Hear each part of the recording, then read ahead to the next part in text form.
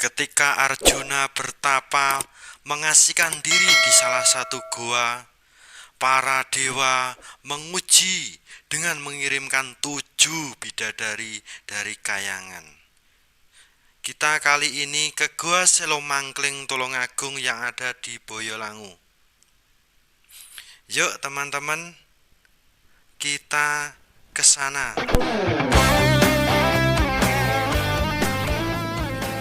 Goa Selomangkling terletak di Desa Sanggrahan, Kecamatan Boyolangu, Tulungagung. Goa ini merupakan salah satu destinasi wisata sejarah di Tulungagung. Letaknya cukup strategis karena berdekatan dengan objek wisata sejarah lainnya, seperti Candi Sanggrahan dan Candi Dadi. Dari pemukiman warga berjarak sekitar 500 meter berada di tepi dusun. Jalur menuju lokasi cukup mudah.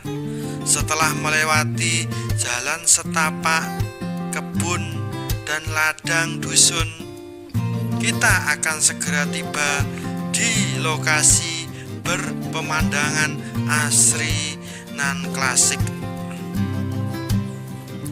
Jalannya pun tidak begitu nanjak. Beda cerita ketika kita mengunjungi Candi Dadi yang terletak di puncak gunung di arah Gua Timur Selomangkling Tulungagung. Jika kalian ke sana dari pusat kota Tulungagung, sudah terpampang plang menuju arah Gua Selomangkling ini. Arahnya ke selatan berjarak tempuh sekitar 10 km, tiba di dusun Sanggrahan Kidul. Pengunjung yang baru pertama datang tak bakalan kesesat asal tanya pada warga sekitar, di mana arah Goa Selomangkling Tulungagung yang asri dan klasik ini. Kata Selomangkling ditafsiri dari kata selo atau batu, mang itu adalah matahari, dan ling itu adalah lubang. Jadi artinya adalah batu siwa yang berlubang. Sesuai dengan namanya, Gua Selomangkling memang merupakan ceruk yang dibuat pada sebongkah batu raksasa. Terdapat 2 ceruk pada situs ini. Diduga pada masa lalu ceruk-ceruk tersebut difungsikan sebagai tempat bertapa para Karisian.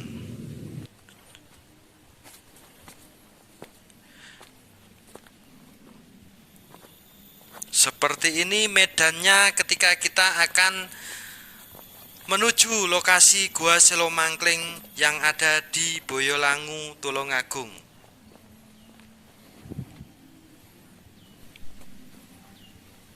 Sekarang kita sudah sampai di lokasi Goa Selomangkling di Tulungagung ini.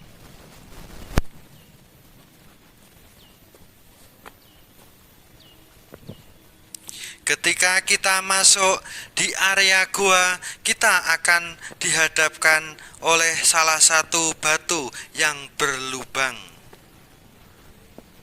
Di dalam lubang itu ada relief ukiran orang-orang zaman dahulu. Menarik untuk disimak bahwa pada salah satu ceruk terdapat relief yang merupakan penggalan kisah dari cerita Arjuna Wiwaha. Cerita Arjuna Wiwaha mengisahkan tentang Arjuna yang mengasingkan diri dengan bertapa di gunung. Hal ini ia lakukan karena merasa prihatin atas terjadinya perselisihan antara Pandawa dengan Kurawa. Cerita ini menggambarkan perjuangan dan kesabaran Arjuna dalam menjalani kehidupan.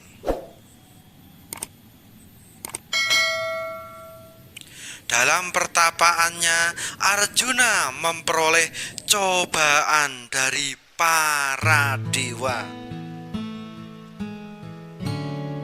Pertama, dikirimlah 7 bidadari cantik untuk menggagalkan pertapaan Arjuna. Namun, Arjuna mampu melewati godaan yang diberikan oleh para dewa. Inilah relief ukiran dari orang dahulu yang menceritakan kisah Arjuna.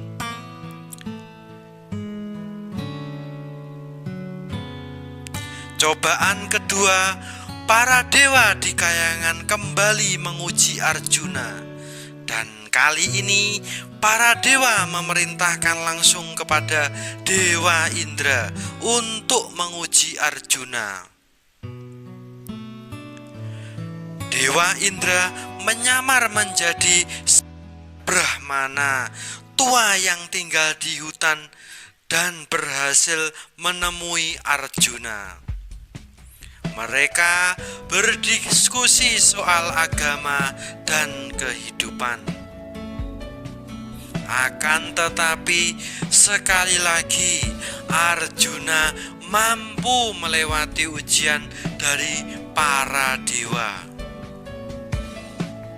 Akhirnya Dewa Indra menyatakan jati dirinya dan kembali ke Kayangan. Ujian ketiga, di lain waktu terjadilah peristiwa di luar pertapaannya. Seekor babi hutan datang mengamuk dan akan merusak tempat pertapaan Arjuna. Arjuna pun sangat terganggu atas keberadaan babi hutan ini.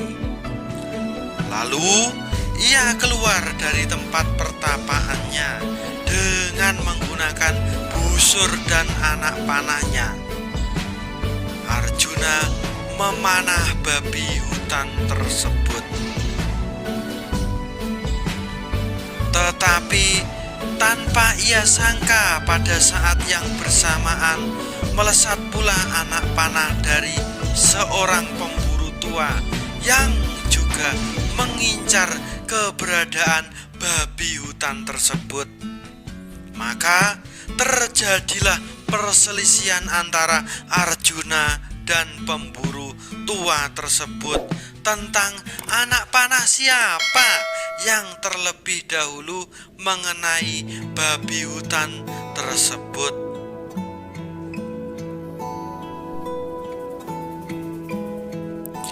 Ternyata pemburu tua ini adalah jelmaan dari Dewa Siwa yang sedang menguji Arjuna.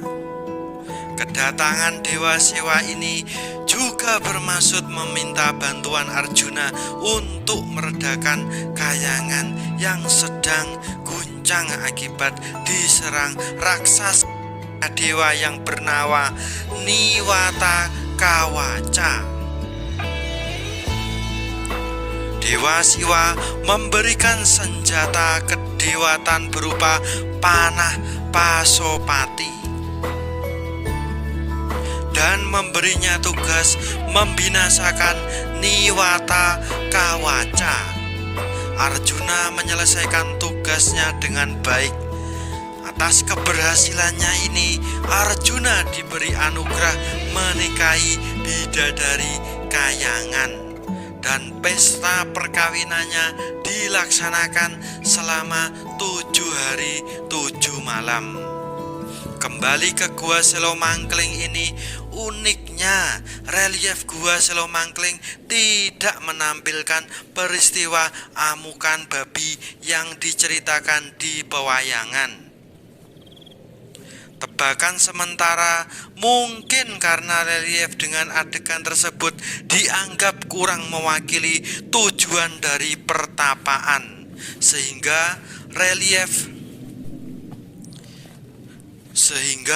relief yang dipahatkan hanya sepenggal kisah yang berkaitan dengan pertapaannya saja.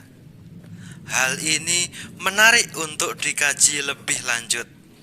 Terima kasih.